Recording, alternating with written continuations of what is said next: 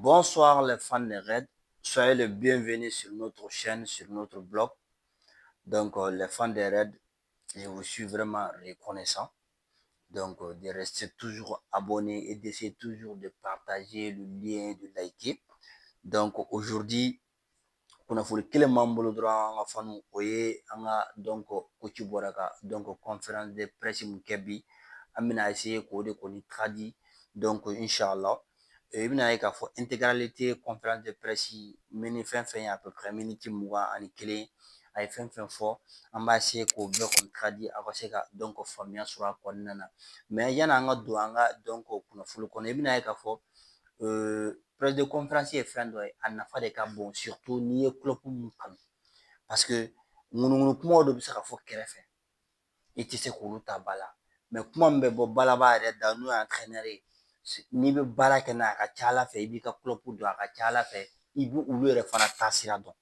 donc c'est très important conférence de presse yɛrɛ lamɛn kun y'o de ye donc yani an ka don o kɔnɔ toujours i bɛna ye k'a fɔ laadalako la an b'an ka presse de conférence kɛ vendredi de mais munna bi a kɛra alamisa parce que an ka match kan ka jouer fo tɛnɛn donc an bɛ bi conférence de presse fana date fɔ aw ye hakili y'an sɔrɔ aujourd'hui c'est le 21 8e mois 2025 donc i bɛna ye k'a fɔ bi an ka AXA la n'o y'an ka centre d'entraînement kɛyɔrɔ ye donc a sera k'an ka presse de conférence kɔni de kɛ yen donc komi n y'a fɔ a ye cogo min a nafa tɛ se ka fɔ ka ban en tant que n'i ye club kanu i bɛ kunnafoni sanumanw sɔrɔ ka bɔ balaba yɛrɛ de da kɔnɔna na donc c'est quelque chose qui est très important mɔgɔw ka continuer ka to k'a suit an ka compte sanfɛ donc ni ala ma mɔgɔ minnu garisɛgɛ don angilɛ mɛnni na an b'a ta olu b'a fɔ angilɛ na an b'a n'a taara an ka compte kɔnɔ a b'a ye donc an b'o bayɛlɛma ka na n'a ye nanzarakan fana na k'o bila an ka compte kan parce que a bɛ se ka kɛ dɔw video t'an t'u bolo u bɛ baara ni fɛnw na donc n'an y'a publier nanzarakan na peut-être n'olu abonné don an na olu bɛ donc conférence de presse donc fɛn bɛɛ ye en même temps n'an nana an b'a bɔ o nanzarakan in de la k'a bayɛlɛma ka na an ka todunkan na yalasa ne n'aw bɛɛ an bɛɛ ka se ka jɛ ka entraîneur ka donc kumakanw n'a ka hakilinataw bɛɛ faamu donc sans plus tarder donc les fans de Red an bɛ don an ka bi conférence de presse kɔnɔna na conférence de presse kɔnɔna na i bɛna ye k'a fɔ laadalako la donc an ka journaliste n'o ye Liverpool Echoc yɛrɛ mɔgɔw olu de bɛ wuli ka taa ale sɛgɛrɛ fɛn min b'u kun n'u kan cɛ donc k'o kɛ ka entraîneur kɔni donc chauffer ale fana bɛ se ka an jaabi ni yɔrɔ minnu ye donc a bɛ olu fɔ i bɛna ye k'a fɔ bi a bɛ kuma conférence de presse kɔnɔna na fana précisément an ka donc transfert kan dɔɔni n'o ye Isaac ye mais n'an sera o yɔrɔ ma a bɛna n'a faamu en même temps a bɛ kuma fana an ka joueur minnu fana blessé don nin wagati ninnu na donc ni ala ma basi kɛ an bɛ nin bɛɛ kɔni bila en mise sans plus tarder an bɛ don bi coach ye kunnafoni minnu d'an ma c'est très important i bɛna ye k'a fɔ an ka visite mun n'an kan ka kɛ précisément donc Newcastle ka terrain kan tɛnɛn don su i bɛ ta k'a lajɛ ale bɛ komi défi le plus difficile donc n'i bɛ to olu fɛ yen a kow ka ma nɔgɔn surtout n'i bɛ taa jouer u ka yɔrɔ la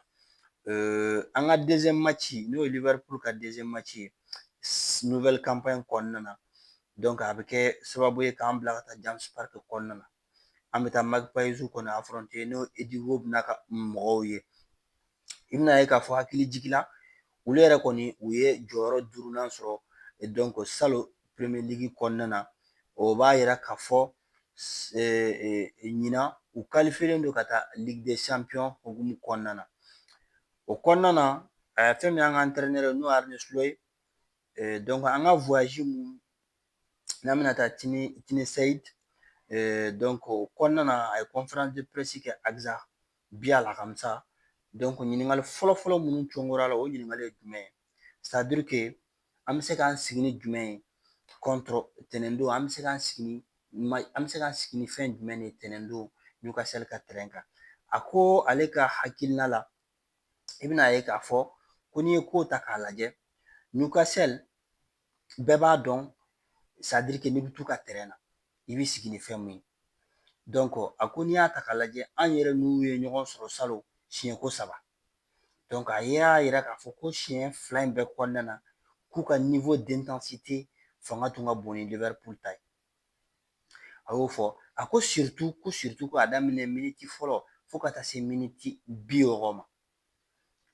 Ça veut dire que u ka intensité fanga kɔni tun ka bon f'a b'a yira k'a fɔ u n'a tun kan ka bi don anw na. A ko fana ko fɛn min ye finale de coupe de la ligue ye k'i bɛna ye k'a fɔ fana o match fana na u ka balontan intensité fanga tun ka bon. Donc a ko ale ka hakilina la donc u mago tɛ dɔrɔn fana k'a fɔ ko intensité parce que mɔgɔ minnu don u ka terrain kan i bɛna ye k'a fɔ donc u jukɔrɔma bɛ tintin. A bɛ taa ni toujours a ka kumaw ye a ko o hukumu kɔnɔ i bɛna ye fana k'a fɔ intensité dɔrɔn tɛ dɛ mais équipe ɲuman fana don ka sababu kɛ ça veut dire que u capable don fana ka kɛlɛ fana kɛ.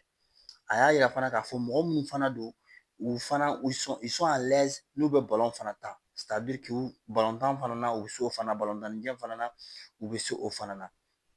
Donc o hukumu kɔnɔna na a b'a yira k'a fɔ bi ko c'est l'une des meilleures équipes du championnat an bɛ championnat min na n'i bɛ meilleure équipe fɔ k'i bɛ wajibiya k'o fɔ c'est l'un des meilleures équipes du championnat et l'un ko n'i bɛ jouer fana u fɛ en extérieur mɔgɔ min don bi i bɛna ye k'a fɔ n'i bɛ taa Newcastle i b'a dɔn fana k'a fɔ i b'i labɛn ni match gɛlɛman fana de ye i ka saison mun bɛ fana kɔnɔna na donc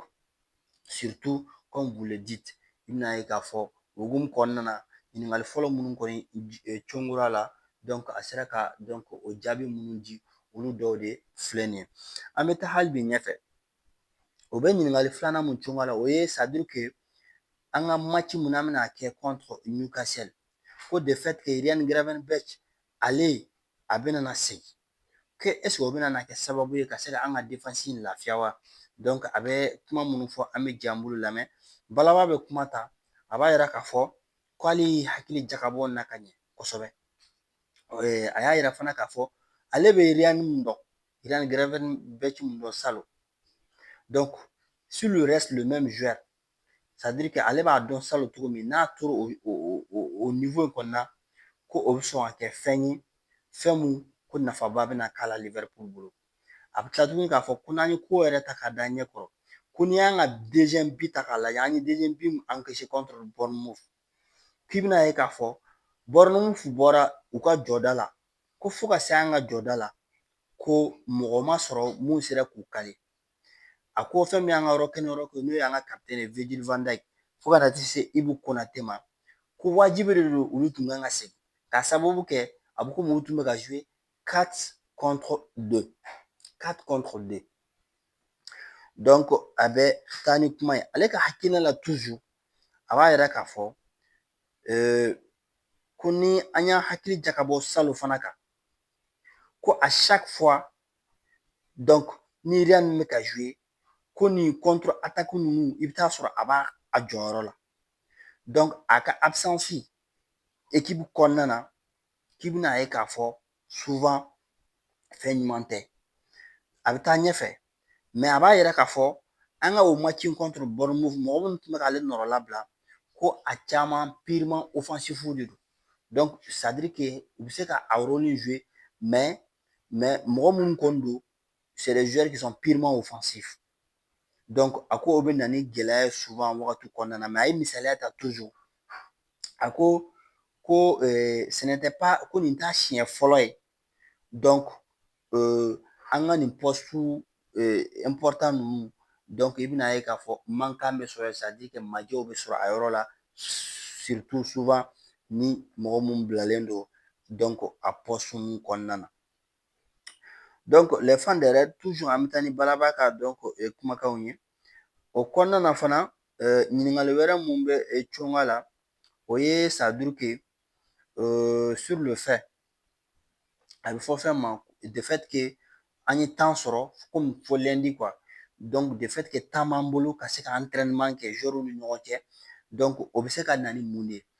a y'a yira k'a fɔ ko a nafa ka bon c'est utile mais a ko n'i y'a ta k'a lajɛ ko fana ko an ye pré-saison ɲɛnamaba de kɛ k'a sababu kɛ ko an ye semaine 6 de kɛ pré-saison na par rapport ko n'i k'i b'o sanga salon ta la k'a bɛ a yira k'a fɔ an ye semaine 2 dɔrɔn de kɛ pré-saison kɔnɔna na Donc a bɛ komi 6 semaines contre 2 semaines par rapport ni salon ta ta k'a lajɛ ka ɲinɛ ta ta k'a lajɛ. Donc a ko a bɛ fɔ fɛn min ma ko temps an y'o caman de sɔrɔ ka entraînement kɛ. A ka hakilina wɛrɛ la tuguni a b'a yira k'a fɔ donc ko n'i ye ko jateminɛ surtout an ka match contre Bournemouth ko n'i ye kow lajɛ ka ɲɛ ko i bɛna ye k'a fɔ statiquement ballon yɛrɛ statique la ko statiquement k'i bɛna ye k'a fɔ c'était le match le plus intense. Donc match min jouera an ka o semaine yɛrɛ kɔnɔ ko match intensité tun tɛ yen statiquement ka tɛmɛ anw ta in kan. A bɛ taa kɔfɛ a bɛ a yira k'a fɔ k'o bɛ mun yira o b'a yira k'a fɔ donc cela montre que notre forme physique est au niveau ko b'a yira k'an ka forme physique kɔni bi ko bɛ top top la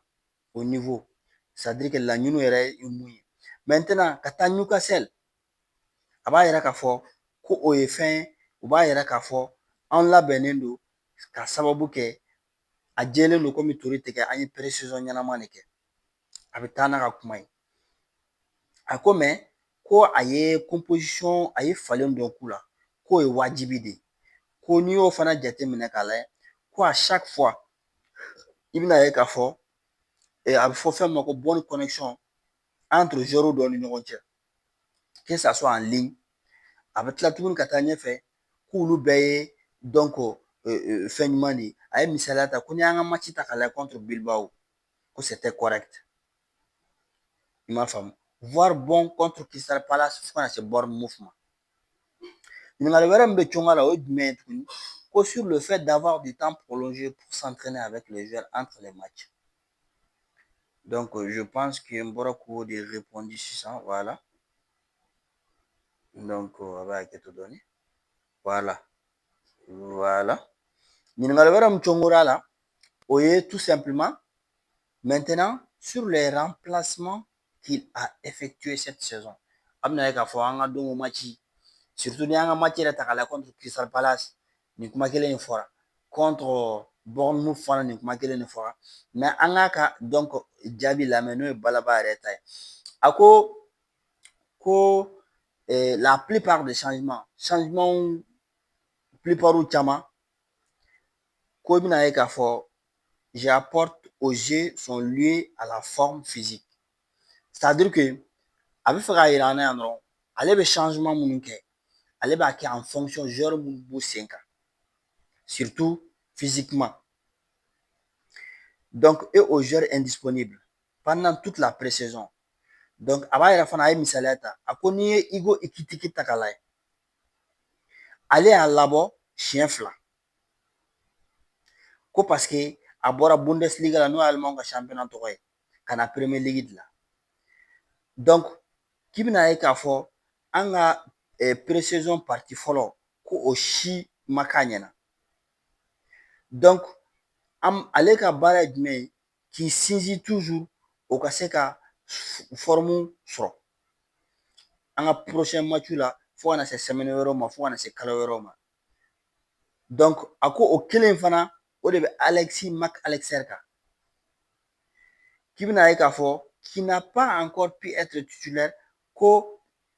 a tun ma titularisation sɔrɔ o kɔnɔna na ale yɛrɛ ka hakilina la contre Palace mais a y'a yira k'a fɔ ale ka hakilina la tuguni a tun mago bɛ temps de jeu de la donc c'est la même raison pour laquelle ale y'a la titulariser contre Bournemouth donc a bɛ k'a yɛrɛ ɲininka sisan était-il déjà au meilleur de son niveau ko est-ce que a tun y'a ka meilleur niveau sɔrɔ wa ale yɛrɛ y'a questionner k'a yɛrɛ jaabi ko non mais a k'a sɔrɔ ko nin de y'a kɛcogo ye a mago bɛ temps de jeu de la donc j'ai donc dû le sortir finalement a tilara k'a labɔ an kumana Jérémy Frimpong fana kan qui vient d'un autre championnat ale fana bɔra championnat wɛrɛ de kɔnɔna na donc a bɛ fɛ ka mun fɔ il faut donc parfois en tenir compte ko ninnu bɛɛ détails kan ka jateminɛ ko hali n'a sɔrɔ souvent décision minnu don u ka gɛlɛn supporters dɔ bolo fo ka taa se experts dɔ ma parce que quand ils se disent il faut gagner ce match parce que olu bɛɛ ka yecogo ye jumɛn ye k'an kan ka match in de gagner Donc o b'a yira k'a fɔ ale ka yecogo n'an ka yecogo tɛ kelen ye. Oui, o ye tiɲɛ. An kan ka match ninnu gagner. Mais an kan ka match ninnu gagner mais an kan ka an sinsin fana k'an ka joueurs to forme na fo ka taa saison ban.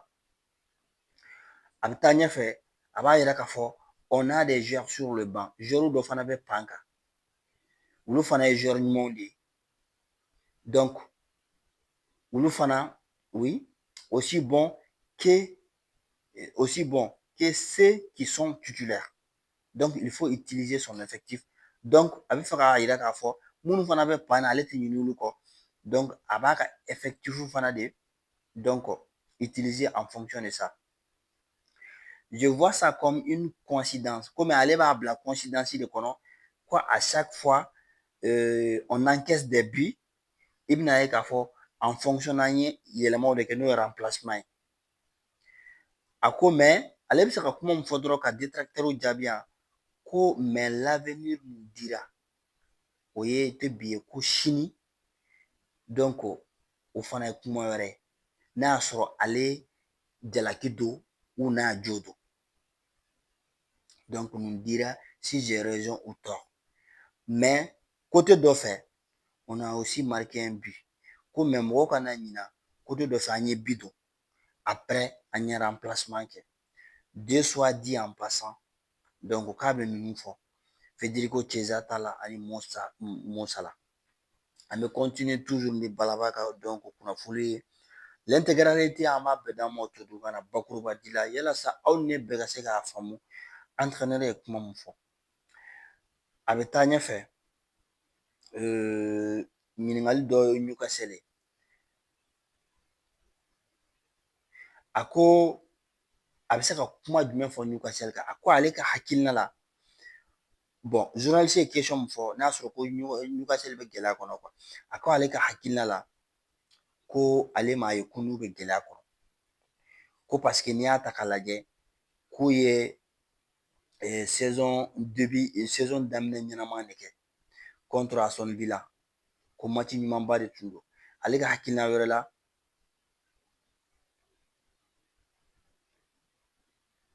donc ko n'i ye ale ka hakilina wɛrɛ la ko o ye match min kɛ ko nin de tun ye match in yɛrɛ kɛcogo ye. Ko a tun ka fisa ni défaite ye. K'o bɛ mun yira? O b'a yira k'a fɔ u ka joueurs minnu bɛ terrain kɔnɔ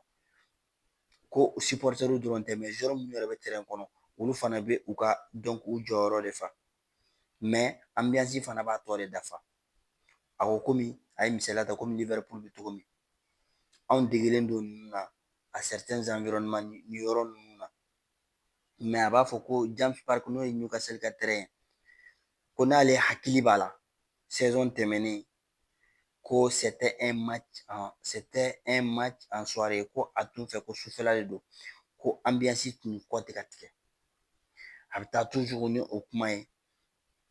A ko mais ko fɛn min ye ambiance ye ko c'était incroyable parce que o fana bɛ ko joueurs de fana bɛ ka baara kɛ. N'i y'a mɛn i b'a fɔ i ɲɔgɔnna supporter tɛ yen dɛ. N'i bɛ joueur fana ŋaniya de la dɛ. Son performant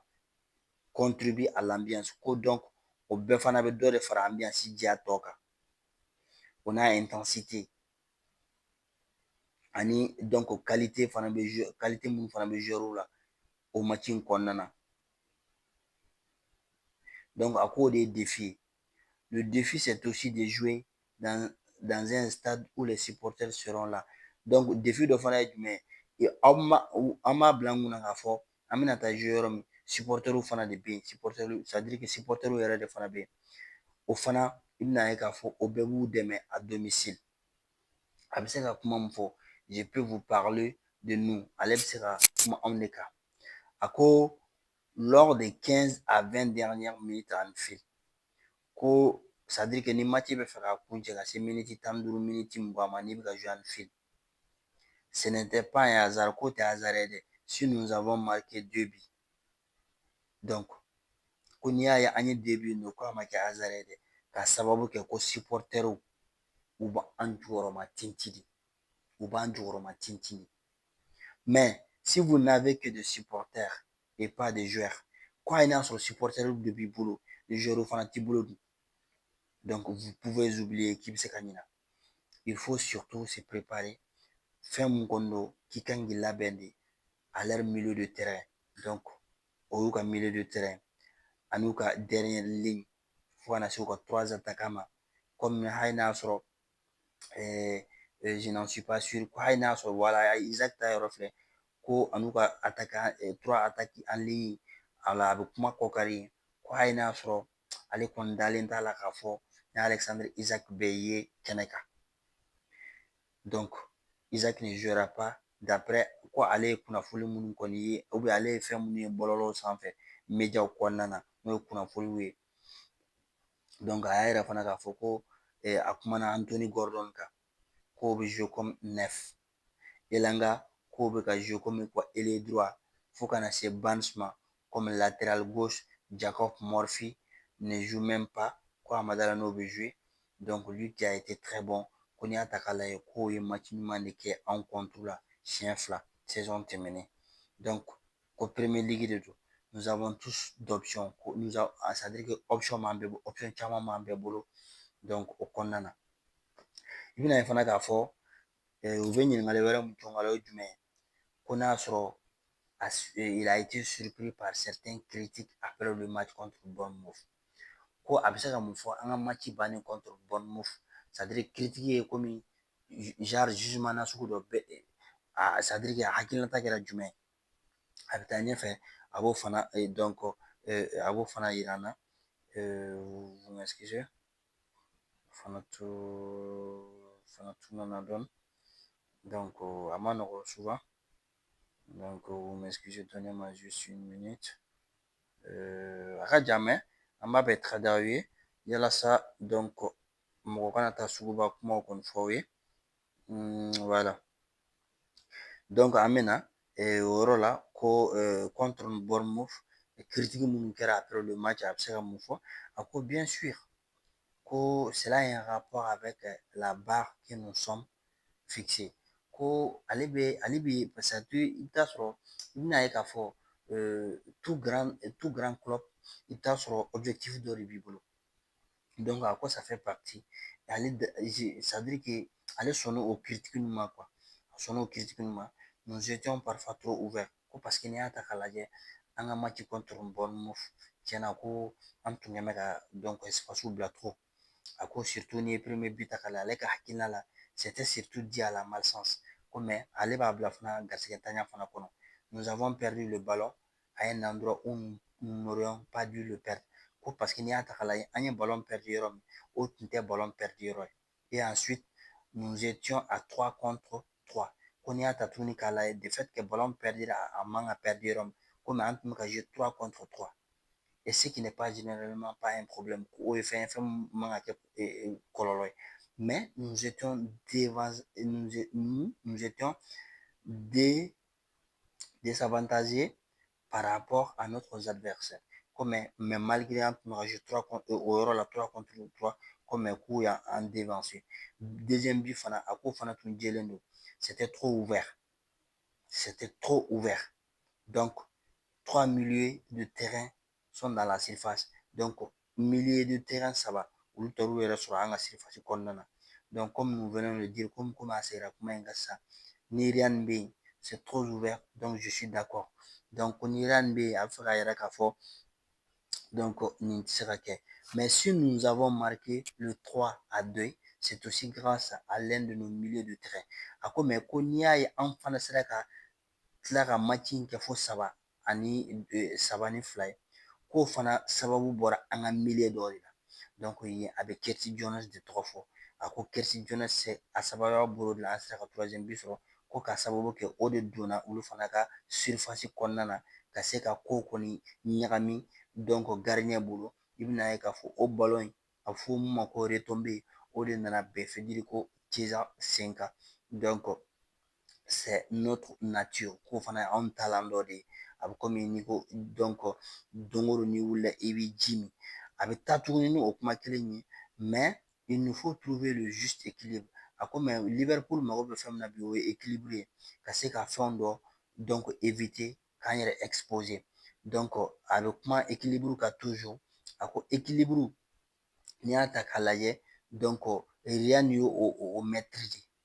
a ko malheureusement si vous voulez nous juger ko malheureusement ko ni mɔgɔw bɛ fɛ k'u juger nous devons maintenant affronter Newcastle ko an kɔni bɛna na Newcastle de kɔni affronter fo ka na se Arsenal ma qui sont généralement des équipes qui sont mieux classées ko n'i ye ninnu fila ta k'a lajɛ généralement bakuruba dila ko ninnu bɛ club minnu kɔni bien classé len don ka tɛmɛ par rapport Bournemouth ka championnat kɔnɔna na o b'a yira k'a fɔ an bɛna match fila minnu kɛ ko c'est des matchs les plus difficiles toujours an bɛ tɛmɛ ni balaba ka kumakan tɔ ye a b'a yira an na fana k'a fɔ ko avec le retour de Marc et le retour de Ryan à son poste habituel ko surtout vous voyez ko Mac Allister ka segili fo kana se Ryan Gravenberch ka segili ma a ka poste a donnen don ni poste min ye je m'attends à ce que nous soyons encore mieux préparés ko ale kɔni sigilen don k'a fɔ ni nin fila yera milieu kɔnɔna na o fana bɛ an dɛmɛ an ka se k'an yɛrɛ kɔni préparer surtout contre attaque minnu bɛ kɛ ko fɛn caman bɛ se ka bɔ olu la ko lorsque wagati min na ni match tun bɛ 2-2 la car j'ai revu le match à 2 reprises ale seginna match in kan k'a lajɛ fo siɲɛ fila wagati min na match bɛ 2-2 la ale ka hakilina wɛrɛ la a y'a yira k'a fɔ je ne pense pas qu'il eut beaucoup d'autres contre-attaques ko contre-attaque ma caya Bournemouth bolo à part u ye 2 buts minnu don surtout le deuxième but en contre-attaque ko surtout deuxième but kɔni ko o ye contre-attaque yɛrɛ de mais si cela mène à un but n'o kɛra sababu ye ka an ye but ta c'est évidemment un événement marquant à en encaisser 2 ko surtout ka 2 buts ta contre Bournemouth surtout à Anfield à domicile ko o b'a yira k'a fɔ match in tun dayɛlɛlen don voilà en quelque sorte bakuruba di la i bɛna ye k'a fɔ fɛn min y'an ka coach ye ale kɔni sera ka comment dirais-je ale kɔni sera ka fɛn minnu kɔni fɔ a ka press de conference kɔnɔna na i bɛna ye k'a fɔ minute fana janyana an b'a a kun cɛ bakuruba di la i bɛna ye k'a fɔ a bɛ kuma an ka recrue laban kan nin wagati la an bɛ yɔrɔ min n'o ye l'italien moins de 19 ans n'o ye Lioni Giovanni Lioni a bɛ dɔɔnin f'o la an bɛ jɛ an b'o fana lamɛn a b'a yira k'a fɔ fɛn min y'an ka défenseur central ye n'o ye Giovanni ye ale kɔni ye contrat finalisé Premier League kɔnɔna na i bɛna ye k'a fɔ ka bɔ Serie A kɔnɔna na o kɔnɔna na international italien U19 Lioni a directement k'a ye entraînement commencé ni l'équipe première ye n'o ye Arne yɛrɛ ka équipe ye centre d'entraînement AXA kɔnɔna na a bɛ ka faire une transition douceur a y'a yira fana tuguni k'a yira k'a fɔ ko kamalen kɔni ko a cɛ ka ɲi dɛ c'est un bon garçon comme la plupart ko italien caman cɛ ka ɲi il s'est entraîné avec nous 3 fois a ye entraînement kɛ an fɛ siɲɛ 3 je crois club ka Arnaud ka déclaration na a ye nin de kɔni fɔ i bɛna ye k'a fɔ a bɛ taa ɲɛfɛ fana a ko n'i ye a prix ta k'a lajɛ vous pouvez attendre à ce qu'il soit déjà adulte ko n'i y'a prix ta k'a lajɛ k'i b'a bila i kunna k'i ye mɔgɔkɔrɔba de san ko c'est exactement un jeune a b'a yira k'a fɔ a nani il arrive à 18 ans a nana k'a sɔrɔ a bɛ sanji 18 la et joue avec a n'a a diɲɔgɔn kuraw bɛ jouer comme s'il était là k'i b'a fɔ k'a tun bɛ yan depuis kuma jan ko c'est impressionnant a bɛ ka mun kɛ ko a ka bon a ka jan ani ballon fana ka di ale ni ne bɛ pikiri de kɛ Ibu la a ma fɔ dɛ ne de y'o fɔ Ibrahim Konate ale kɔni ni ballon man di sans vous mentir les fans a ko ko nin bɛɛ la il y a une raison pour laquelle nous avons payé l'indemnité ko n'i y'a ni indemnité sara ko kun de b'a la hakiliman b'o kɔni yɔrɔ faamu je pense an tɛna na fɛn f'o la o fana tɛmɛnen kɔ a bɛ kuma fana k'a yira k'a fɔ fɛn min ye Frimpong ye o kɔni tɛ kunnafoni duman ye a b'a yira k'a fɔ ko an ka match a bɔlen k'i bɛna ye k'a fɔ a ye issue janvier de sɔrɔ o issue janvier ko ale kɔni ye man di fo ka taa trêve international ban a y'a yira fana k'a fɔ Conor Bradley kɔni sera ka entraînement kɔni kɛ ni équipe ye dɔɔnin o kɔnɔna na a ka n'a ka baliya a mi sinsin o kɔni kan a y'a yira an na fana k'a fɔ Joe Gomez kɔni ye 20 minutes an ka mun tɛmɛna Bournemouth k'a fɔ an bɛ Joe Gomez de an ka nata la a m'o fana fɔ a y'a yira k'a fɔ kɔni nin wagati la k'i bɛna ye k'a fɔ an ka latéral droit fila bɛɛ kɔni blessé-len don n'o ye Conor Bradley hali n'ale wulila ka dɔɔnin kɛ Frimpong fana taara dɔgɔtɔrɔso la ale kɔni ko ale kɔni ye man di fo ka taa se trêve ban yɔrɔ ma in kelen kɔnɔna na fana a b'a yira k'a fɔ ko ale bɛ a ka staff de fɔ ko paseke i bɛna ye k'a fɔ olu de y'a yira a la k'ale ka a jigin ko k'a sababu kɛ ko il sentait quelque chose ale y'u lamɛn ale y'a jigin ko n'ale tun m'a jigin ko peut-être blessure tun bɛ se ka aggraver ka tɛmɛ nin kan a ye kuma wɛrɛw fana fɔ k'a yira k'a fɔ nin wagati min na journaliste y'a ɲininka ko an bɛ se k'an sigi n'a ye k'a fɔ ko nin wagati la latéral droit problème bɛ k'i sɔrɔ a ye kuma jumɛn kɛ k'o jaabi a ko ale ka joueur caman bɛ yen mun bɛ se ka jouer o yɔrɔ la a ye dɔ kɔni tɔgɔ fɔ ne b'a ɲini a fɛ a k'a kɛ Ala kama a kana taa Ando faga a y'a yira ko Ando bɛ se ka jouer Ando tun bɛ 30 sanfɛ cɛsɔrɔmu caman tɛ se boli la a ka Ando bɔ latéral ko in na a y'a ye Szoboszlai fana tɔgɔ fɔ o yɔrɔ la a kɔni ka kuma kɔni kɔnɔna na a y'a yira k'a fɔ a m'i sinsin k'a fɔ k'a bɛ Gomez bila yen a y'a yira kɔni ko Gomez ye 20 minutes kɔni n'an ye après blessure mineure min tun y'a sɔrɔ o kɛra sababu ye a bɔra Extrême Orient na n'o ye Asie jamana ye ka na Angleterre voilà en quelque sorte bakurubaji la kunnafoni minnu kɔni tun bɛ bakurubaji la bi conférence de presse kan video janyana on était obligé k'a bɛɛ de décortiquer aw ye k'a bɛɛ de fɛsɛfɛsɛ yalasa aw kana taa aw sigi dɔ kana ka kuma wɛrɛ fɔ aw ye minnu ye kuma minnu tɛ ni sahaba tɛ bɛn sur ce an bɛ se ka fɛn min fɔ dɔrɔn continuez de nous suivre a ye continuer k'an suivi ça veut dire que an ta ye Liverpool ko de ye mɔgɔ fɛn fɛn n'i ko Liverpool ka d'i ye dague suit a ka compte kan i bɛ nɔgɔ bɛɛ bɛ bɔ i ka kow la a ma s'i ka taa mɔgɔ wɛrɛ lamɛn n'an ye mun fɔ a bɔra balaba da kɔnɔna na sur ce an b'a fɔ k'aw bɛɛ fo k'a fɔ Liverpool fan bɛ yɔrɔ o yɔrɔ an ka foli bɛ bɛɛ ye que ça soit en Afrique que ça soit en Asie Europe partout dans le monde entier Liverpool fan bɛ yɔrɔ o yɔrɔ an b'a fɔ you never walk alone a k'an bɛn a ɲɔgɔnna wɛrɛ ma